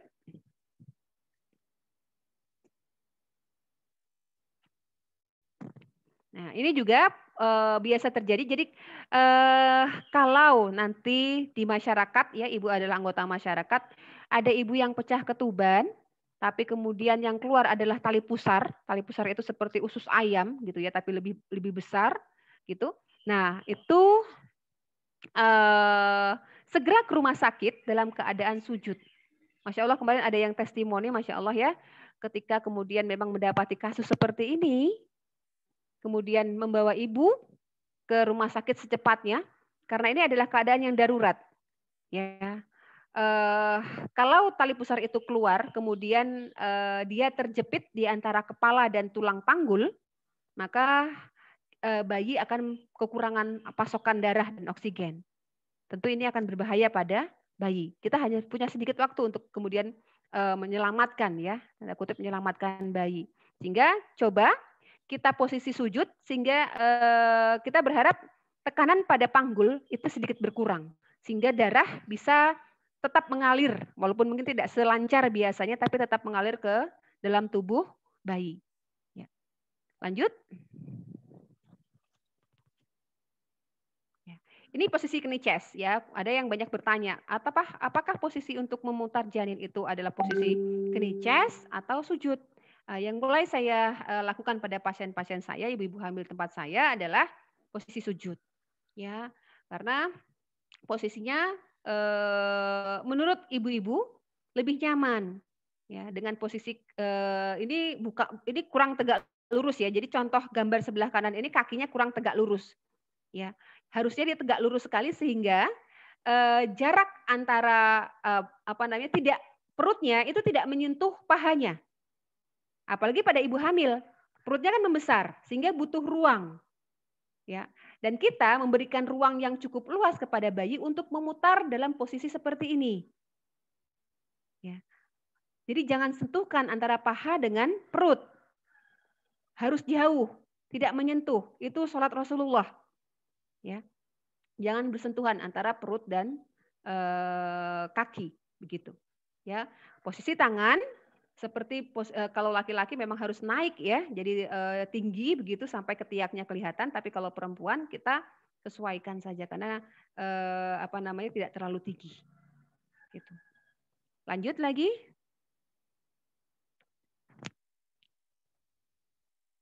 Nah, posisi sujud ini berfungsi untuk memperbaiki posisi janin sunsang, melancarkan produksi ASI, melancarkan peredaran darah hingga ke otak, melancarkan penyebaran oksigen dalam tubuh, melancarkan sistem pernafasan, sistem saraf, relaksasi panggul, dan melatih kekuatan kaki. Jika bayi sunsang, lakukan 5 kali dalam sehari. Setelah sholat, biar ingat gitu ya. Jadi 5 kali. Minimal 10 menit kalau ibu tidak punya anemia atau vertigo atau darah rendah ya yang berkaitan dengan kepala. Pun sebetulnya kalau sakit pusing, vertigo, migrain itu salah satu terapi yang dilakukan adalah juga dengan sujud. Perbanyak sujud. Sehingga darah akan cepat mengalir ke dalam ruang-ruang di kepala kita. Dengan sujud ini Masya Allah, banyak ruang-ruang di kepala kita yang kalau tidak sujud tidak akan pernah dialiri oleh darah. Salah satu yang menandakan seorang muslim itu tunduk dan patuh, kemudian Allah memberikan karunia kepintaran, kecerdasan, adalah dengan sujud ini. Ya, sambil berzikir atau ru'yah mandiri. Baca ayat-ayat ru'yah syariah banyak sekali sekarang atau berzikir. Ya, ingat Allah, minta Allah bahwa Allah yang memutar bayi ini bukan karena sujudnya. Ya, hati-hati dengan tauhid. Allah yang memutar bayi ini bukan sujudnya. Ya, bagi Allah mudah sekali untuk memutar bayi. Dan kita meminta hanya kepada Allah, bukan bayi ini yang memutar dengan sendirinya. Ya, lanjut. Ini masih lama Mbak Titin waktu saya? Ya. Ini adalah satu dari sudah ada 2 penelitian tentang senam hamil ya yang dilakukan dari teman-teman di Poltekkes Semarang. Ini dari Bu Neng ya, Bu Neng ini Masya Allah hasilnya luar biasa. Jadi beliau memberikan senam hamil ini pada ibu usia kehamilan pada ibu kehamilan 32 minggu, 3 kali seminggu. Ya, selama 4 minggu. Hasilnya Masya Allah kontraksi lebih kuat. Ya, persalinan kala satunya lebih pendek, kala duanya lebih pendek, ya. Kemudian Apgar skor menit pertama itu lebih bagus. Ya. Baik, lanjut lagi. Ini ternyata sudah harusnya tanya jawab ya. Lanjut lagi. Kemudian ini juga dari Poltekkes Semarang hasilnya bahwa senam Maryam itu ternyata menurunkan kadar kortisol. Kortisol ini hormon yang menyebabkan ibu menjadi stres. Jadi senam Maryam akan menurunkan kadar kortisol yang berarti stres ibu berkurang pada saat hamil. Baik, lanjut. Terakhir. Pertanyaan dong, Mbak. 5 pertanyaan dong, Mbak. Terserah. Ya, insya Allah dengan senam Maryam, insya Allah senam ya. Kalaupun tidak bisa senam, lakukan gerakan sholat secara khusyuk dan tumakninah luar biasa ya. Lamakan sujudnya. Kalau dalam sujud itu 2-3 kali nafas secara teratur, panjang dan dalam. Coba lihat perubahannya nanti. Lakukan teratur, yakin, tanpa buru-buru dan insya Allah cukuplah sholat bagimu. Sehat jasadiah dan ruhiyah dengan sholat. Demikian dari saya. Kita akan masuk ke tanya jawab. Silahkan kepada Mbak Titin, saya persilahkan. Baik, Umi. Ini langsung ke tanya jawab ya, Umi ya. Ya. Pertanyaan yang pertama, ini pertanyaan sudah banyak banget. Dari Mbak Amatullah menanyakan, kalau yang selama hamil sering terasa sakit di bagian pantat, gerakan apa yang harus dilakukan? Langsung 3 pertanyaannya, Mbak. Oh gitu. Oke. Yeah. Terus untuk yang selanjutnya dari Mbak Ari Oktora, untuk duduk tawaruk boleh dilakukan dari usia kehamilan berapa? Terus untuk yang selanjutnya dari Mbak Kiki, Assalamualaikum Umi, jika nyeri kemaluan melakukan gerakan apa ya? Ya, ini hampir sama ya. Jadi nyeri di bokong, kemudian nyeri kemaluan dan duduk tawaruk ya. Jadi ini fokusnya pada gerakan tubuh bagian bawah ya. Ya. Jadi bisa lakukan ruku dan sujud. Kita melakukan ruku dan sujud lebih lama ya, lebih lama dan dengan nafas yang teratur. Ya, jadi memang karena bokong tubuh bagian bawah pada saat hamil ini lebih mendapatkan tekanan, lebih banyak beban ya, karena janin itu kan akan mengikuti gravitasi ke bawah sehingga punggung bagian bawah bokong ini akan mendapat tekanan, kemudian kemaluan akan mendapat. Tapi pada saat hamil trimester 3 ketika perut ibu sudah besar, yang berarti janinnya sudah besar dan menekan ke arah bawah, sebetulnya itu sesuatu yang normal ketika kemaluan merasakan sakit, ya, kecuali pada yang punya permasalahan sendiri ya, ada yang belum trimester 3 sudah merasakan sakit. Nah ini coba bantu karena ini gerakan sujud dan ruku ini kita berusaha tanda kutip manipulasi gravitasi ya, tidak langsung ke bawah begitu ya. Jadi kita mencoba untuk tubuh kita itu lebih miring atau lebih tunduk lagi gitu. Ya, itu hampir sama. Jadi untuk tadi pertanyaan 1 dan 3 hampir sama seperti itu. Jawabannya lakukan sujud dan ruku. Kemudian untuk pertanyaan kedua, duduk tawaruk dimulai sejak kapan? Kalau Ibu tahu sekarang, lakukan sejak sekarang. Ya, walaupun ini juga sebenarnya ada beberapa pendapat. Ada yang seperti yang saya lakukan, ada yang duduk tawaruk tetapi tidak masuk ke dalam perineum seperti biasa. Itu silahkan, itu juga perbedaan ya, tidak harus dibesar-besarkan. Tapi karena kita ingin tadi untuk memberikan efek terapi pada efek exercise ini pada terapi perineum kita, maka bisa dilakukan sejak Ibu tahu atau sejak kehamilan Ibu sudah mulai terasa berat misalnya, bisa gitu, terasa lebih ke bawah, karena insya Allah ini tidak ada kontraindikasi yang nanti akan seperti apa, insya Allah tidak ada ya. Jadi bisa dilakukan sejak kapanpun, bahkan sejak trimester awal begitu. Baik, lanjut lagi. Baik, untuk yang selanjutnya pertanyaan dari Mbak Lita. Saya Lita, sekarang usia 30 weeks. Saat 24 minggu muncul pertama kali wasir. Apakah ada gerakan yang dianjurkan untuk mengurangi wasir tersebut? Lalu pertanyaan yang kedua dari Meli. Bismillah, Ibu Bidan mau tanya, kalau posisi tidur yang baik untuk ibu hamil itu yang seperti apa? Pengalaman anak pertama tidur selalu miring kiri, qadarullah posisi janin jadi miring, bokong agak ke kanan, kepala agak ke kiri. Syukron sebelumnya. Pertanyaan selanjutnya dari Mbak Septiana. Assalamualaikum. Izin bertanya, bagaimana menyeimbangkan antara usaha untuk tetap bergerak atau olahraga dengan usaha kehati-hatian, terutama di trimester 1? Apakah trimester 1 memang tidak boleh angkat beban berat dan naik turun tangga? Ya, baik ya. Pertama tadi tentang, saya sudah lupa nih pertama nih, sudah ingat yang terakhir. Pertama tadi singkatnya tentang apa Mbak Titin? Wasir, Umi. Oh iya, wasir ya, gerakan untuk wasir. Karena wasir ini juga memang timbulnya bisa timbul pada saat kehamilan, tapi juga bisa timbul karena kebiasaan ibu, kurang serat, kurang cairan, kurang gerak ya. Ini akan mengakibatkan pembuluh darah di bagian bawah itu kalau ditekan atau ngeden itu bisa keluar ya. Jadi wasir ambeien gitu. Jadi yang perlu dilakukan supaya nanti bisa ikhtiarkan bisa bersalin normal, karena kadang-kadang kalau itu menimbulkan perdarahan itu hasilnya akan mengakibatkan dokter akan mengambil keputusan untuk sesar ya. Jadi yang pertama, perbaiki pola makan. Pola makan tinggi serat, cairan harus cukup, ibu harus mau bergerak supaya ususnya, kalau kita bergerak itu sebetulnya itu memperbaiki seluruh tubuh kita. Motilitas usus-usus kita, pergerakan usus-usus kita itu dibantu dengan kita bergerak ya. Bergerak, kemudian kalau memang ada perdarahan, usahakan ibu tidak terlalu banyak ngeden. Ya, tidak terlalu banyak ngeden. Kemudian BAB hanya ketika sudah di ujung sekali, ya maaf ini saya katakan, sudah di ujung sekali baru kemudian BAB.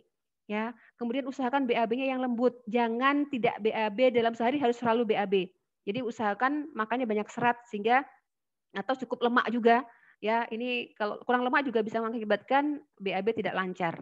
Ya, jadi kalau perlu bisa memberikan minyak-minyak tertentu yang saya tahu, bisa minyak zaitun, bisa minyak but-but ya. Maaf ini saya menyebutkan merek-merek tertentu untuk melumasi sehingga dia akan lebih tidak sakit untuk duduk, karena nggak nyaman sekali rasanya orang wasir.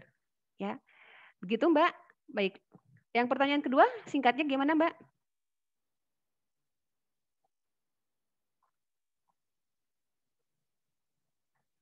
Nggak dengar ini.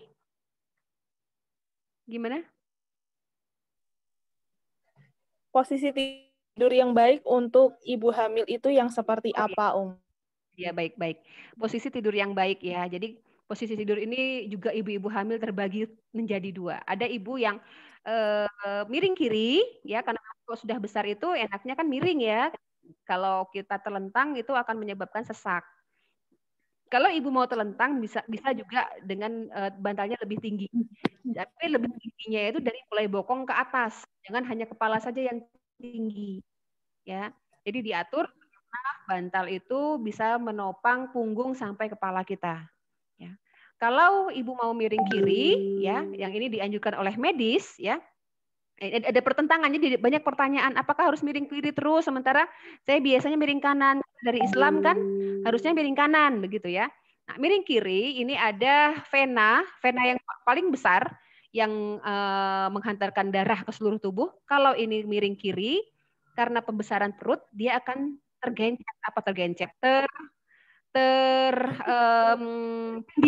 ya, tertindih.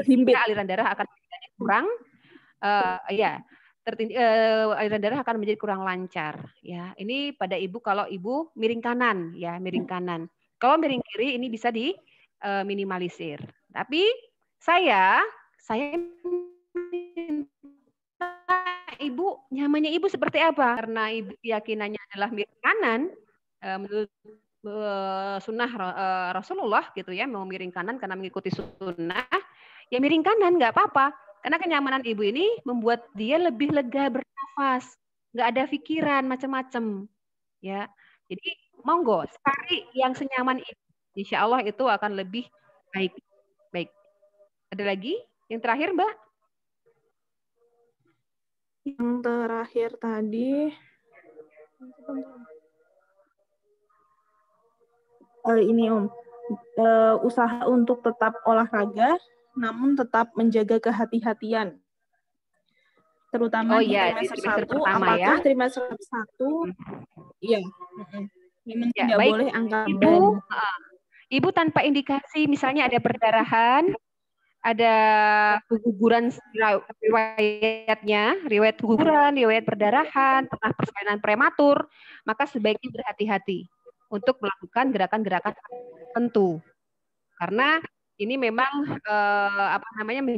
menjadikan bahaya ya kalau ibu bergerak atau apalagi bekerja yang berat. Tapi kalau ibu sehat dan tidak ada riwayat tertentu, prematur, perdarahan, maka ibu harus tetap bergerak. Tidak ada masalah ibu naik turun tangga, tidak ada masalah ibu naik motor, ya, tidak ada masalah ibu mengangkat, walaupun jangan yang berat-berat. Karena kalau kita mengangkat itu bebannya ada di perut. Ya, kita nanti khawatir juga dengan ligamen perut. Ya, ligamen itu penyangga perut. Takutnya nanti malah ligamennya menjadi lebih kendor sehingga nanti akan menyebabkan perut gantung. Ya, gitu. Itu Mbak. Ya. Ya. Baik Om. Untuk yang selanjutnya, pelvic rocking aman dilakukan usia hamilan berapa minggu? Mau langsung dijawab atau nanti? Ya, pelvic rocking ini saya agak cepat ya, mungkin ibu-ibu kalau bisa menyiapkan catatan. Jadi kita tidak memberikan materi memang, juga untuk besok kita tidak menyiapkan materi, tapi silakan untuk direkam sendiri. Ya, tapi tidak untuk disebarluaskan karena saya katakan tadi kita menjaga kehormatan saudara-saudara kita ya. Kalau ada teman-teman yang nanti dalam posisi senam begitu ya. Jadi begitu. Pelvic rocking dilakukan sejak 36 minggu sebetulnya karena dia untuk merangsang kontraksi. Tapi tidak semua ibu juga bisa menjadi kontraksi setelah pelvic rocking. Ya, seperti saya sendiri, saya kehamilan kelima itu memang betul-betul melakukan uji coba terhadap diri saya. Saya melakukan pelvic rocking sejak awal kehamilan itu tidak terasa. Tapi ada ibu yang melakukan pelvic rocking pada saat saya memberikan materi itu, ya pada saat waktu kemarin ya sebelum pandemik saya memberikan materi pelvic rocking, ibu itu melakukan dan langsung terasa kontraksi. Sehingga memang personal sekali. Ya, kalau ibu merasakan kontraksi jangan lakukan. Kalau ibu sebelum cukup bulan ya, aterem, jangan lakukan pelvic rocking. Memang hasilnya pada setiap orang berbeda. Ada yang langsung terasa, ada yang tidak. Ya, kalau secara ada yang mengatakan 28 minggu, ada juga yang mengatakan 36 minggu. Ini memang setiap ibu berbeda. Begitu? Ya. Untuk pertanyaan selanjutnya Umi, untuk umur kehamilan 28 minggu dan bayi masih di posisi sungsang, apakah sudah boleh melakukan gerakan-gerakan tersebut ya Om? Kalau bayi masih sungsang lebih banyak ke sujud saja. Ya, sujud. Sujud ya. Bayi sungsang ya, maksudnya nih bayi sungsang lebih banyak melakukan sujud. Nanti untuk jalan squat ya itu nanti ketika bayi sudah berhasil memutar. Kecuali kalau sudah di atas 36 minggu dan bayi belum memutar juga, ya tetap sujud, tapi juga lakukan yang lain juga dengan jalan. Dan kalau sudah melakukan jalan di usia kehamilan sudah 36 minggu, sebetulnya itu waktunya sudah terlalu mepet ya. Kalau jalan itu sebetulnya dari 28 minggu sudah mulai berjalan. Kalau tidak ada riwayat prematur, tidak ada riwayat perdarahan. Tapi kalau ibu mulai 36 minggu berarti ibu harus lebih jaraknya harus lebih diperpanjang dan fisiknya harus lebih diperkuat. Ya, karena ibu memulai sesuatu sudah mepet sebetulnya. Baik, gitu. Ada lagi, Mbak? Ya, ada Umi yang selanjutnya, saat proses persalinan, apakah gerakan-gerakan senam Maryam masih bisa dilakukan, misal dilakukan di kala 1? Boleh, ya boleh. Jadi senam Maryam, kalau masih bisa aktivitas di kala 1, terutama di fase laten sebelum pembukaan 4, dan ibu masih bisa melakukan gerakan-gerakan sujud, ya, ini akan membantu ibu untuk mengurangi nyeri. Ya, jadi posisi sujud ini membantu ibu mengurangi rasa nyeri. Gitu. Tidak ada masalah dengan kalau mau dilakukan pada saat persalinan. Sujud, ruku, dan duduk tawaruk semuanya bisa. Begitu, Mbak? Ya. Ya, Untuk yang selanjutnya, senam Maryam dimulai usia kehamilan berapa? Senam kehamilan sebetulnya karena ini gerakan sholat, jadi tidak ada kontraindikasi ya. Yang nggak sholat kan hanya ibu nifas dan ibu haid. Ya, semua diwajibkan untuk sholat selagi dia muslim. Sehingga tidak ada waktu kontraindikasi untuk melakukan gerakan-gerakan itu kecuali tadi gerakan-gerakan yang memang dikhususkan untuk merangsang kontraksi. Ya, karena dia harus dilakukan pada saat usia kehamilan aterem atau cukup bulan. 36 atau 37 minggu ke atas. Sehingga kalau ibu melakukan senam Maryam ini sejak awal tidak apa-apa. Hanya pada kenyataannya kalau ibu hamil itu belum merasakan perutnya membesar, ibunya belum mau melakukan sesuatu karena merasakan ini belum yakin hamil. Ya, maka kadang-kadang baru di usia sekitar 16, 20 minggu, 24 minggu ibu baru mau melakukan senam. Ya, karena merasa oh ya perut saya berarti membesar, berarti saya betul-betul hamil. Jadi sebetulnya bisa dilakukan sejak awal. Tapi kadang-kadang ya itu tadi karena personal ibu ya, karena ibu merasa kok nggak yakin hamil sehingga nggak mau melakukan apa-apa. Gitu?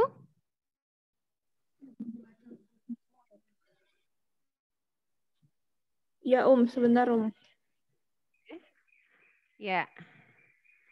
Ini sampai jam berapa, Mbak? Ini sudah duhur kita di sini ya? Jam 12, jam 11.45,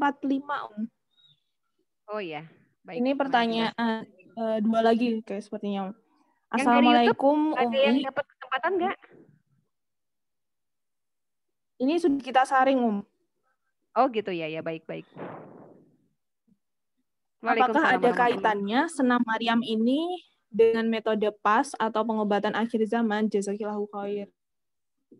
Ya, untuk ini yang mau sekalian klarifikasi, kita tidak ada kaitan dengan gerakan PAS ya. Jadi kita sendiri persalinan Maryam dan PAS itu tidak salah pengobatan akhir zaman. Kita berbeda. Ya, itu saja yang bisa saya sampaikan.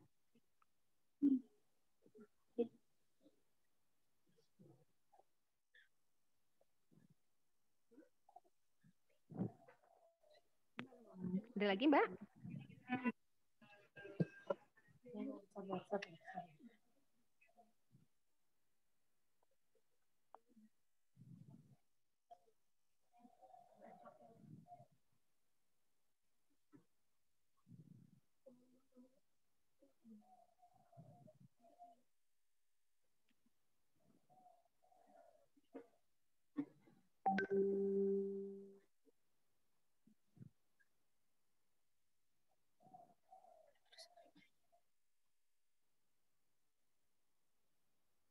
Ada lagi? Ya, ini ini.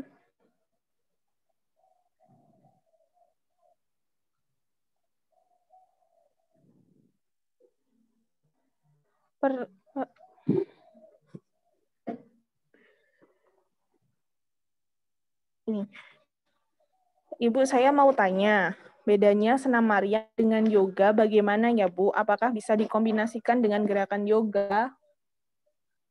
Ya, ini juga mungkin memang satu pertanyaan yang cukup penting ya. Terima kasih untuk pertanyaannya.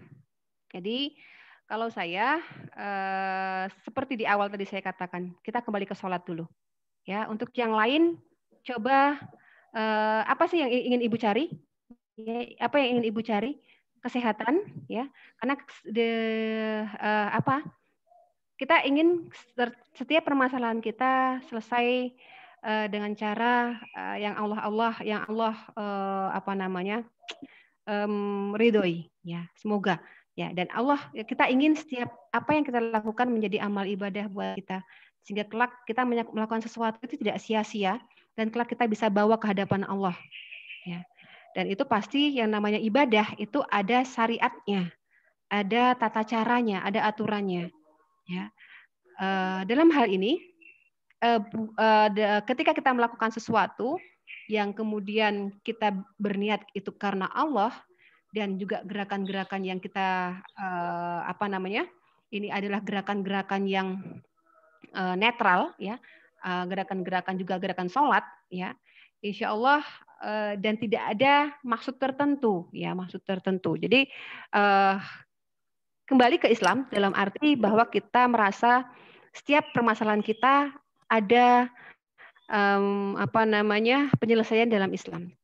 Kita ada keluhan janin yang tidak memutar, ya, janin yang tidak memutar, kita ikhtiarkan dengan sujud.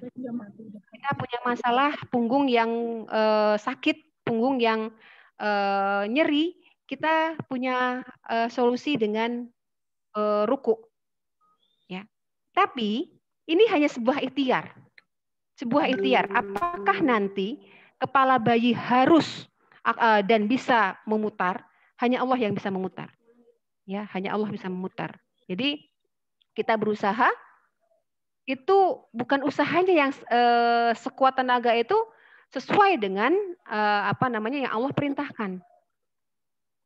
Tidak kemudian kita, ya, kemudian apapun kita lakukan yang penting bayi muter. Apapun kita lakukan yang penting bayi muter, ya. Jadi bukan seperti itu sebetulnya. Ya, kalau Allah tetap takdirkan bayi ini tetap dalam posisinya yaitu sunsang, maka itu sudah terserah Allah. Kita melakukan ikhtiar itu sebagai salah satu cara supaya Allah mau meluluskan permintaan kita. Tentang itu tidak terkabulkan, itu urusannya Allah. Dan itu sama sekali bukan masalah, ya. Jadi sebetulnya, ya, harapan untuk bersalin normal itu sesuatu yang wajar. Karena memang Allah memberikan perempuan itu rahim dan seluruh perangkatnya dalam rangka supaya perempuan ini bisa melahirkan secara normal, alami, itu yang terbaik. Tetapi jika ada penyulit yang itu kemudian tidak bisa untuk melakukan persalinan normal, ya, itu adalah sudah kehendak Allah juga. Jadi kembali lagi kepada tadi sholat senam Maryam atau yoga, pilihlah yang sesuatu itu bisa membuatmu lebih aman, lebih nyaman, ya.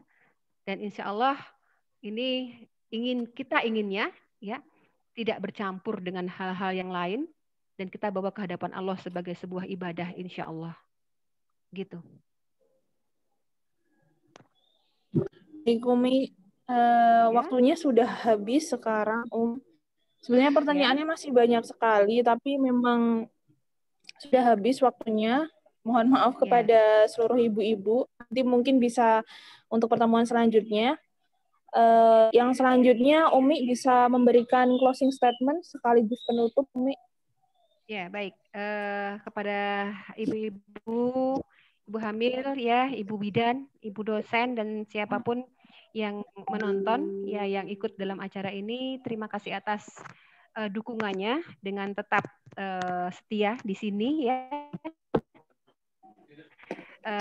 Kita belajar kembali kepada hukum-hukum Allah. Kita belajar untuk kritis terhadap apa yang akan kita lakukan, karena kita akan mempertanggungjawabkan semua di hadapan Allah kelak. Ya, kita seorang ibu mempunyai tugas untuk mendidik putra-putra kita. Dan tugas itu sudah sejak awal pemilihan jodoh, kita memilih jodoh, memilih anak-anak, ayah untuk anak-anak kita, sudah kita lakukan. Dan sejak kehamilan kita terus menerus usaha kita untuk membangun generasi yang solih, generasi yang hanya bergantung kepada Allah, generasi yang tidak sombong, generasi yang bukan merasa aku segalanya, tapi generasi yang sangat rendah hati terhadap Tuhannya. Ya, terima kasih atas kesempatan pada hari ini. Insya Allah kita akan bertemu lagi pekan depan. Persiapkan diri. Mudah-mudahan kita punya waktu lebih bagus lagi ya. Saya coba nanti bicara untuk menambah waktunya karena pekan depan kita akan praktek dan itu mungkin lebih lama ya. Dan saya tadi tolong jaga saudara-saudara kita supaya ada laki-laki yang bukan mahram di ruangan kita. Kecuali anak-anak ya, kecuali anak-anak silahkan. Itu saja. Terima kasih atas perhatiannya. Terima kasih kepada Lamor. Dan silakan panitia tadi ada titipan dari Lamor, ada door prize, silakan untuk panitia memberikannya. Silakan, terima kasih. Assalamualaikum warahmatullahi wabarakatuh. Waalaikumsalam warahmatullahi wabarakatuh. Baik, terima kasih Umi atas pemaparannya. Mohon maaf sekali kepada seluruh audiens yang mungkin pertanyaannya belum sempat terjawab karena memang waktunya sangat terbatas. Di sini saya akan mengumumkan untuk door prize akan kami ambil dari beberapa penanya dan kepada seluruh peserta dipersilahkan untuk membuat story di IG tentang kegiatan kita pada pagi hari ini dengan menandai IG Persalinan Maryam, Mugi Rahayu, dan Lamor, yaitu di @lamour, LAMOUR, lamourskin.id, lamourskin.id, lalu juga di @persalinan_Maryam, lalu di @mugi_rahayu_PM. Saya ulangi lagi, silahkan membuat IG story dengan menandai Instagram yaitu @lamourskin.id, lalu @persalinan_Maryam, lalu IG Ibu Mugi Rahayu di mugi_rahayu_PM, sekaligus follow ketiga akun tersebut. Insya Allah nanti akan kami umumkan bagi yang memberikan cerita terbaik. Nanti insya Allah akan kami berikan aturannya di grup ya, untuk yang belum jelas. Baik, terima kasih atas waktu yang telah diberikan. Mohon maaf atas kesalahan teknis yang mungkin ada di YouTube. Insya Allah minggu depan akan kami perbaiki. Terima kasih atas waktunya. Apabila ada salah, kami mohon maaf. Assalamualaikum warahmatullahi wabarakatuh.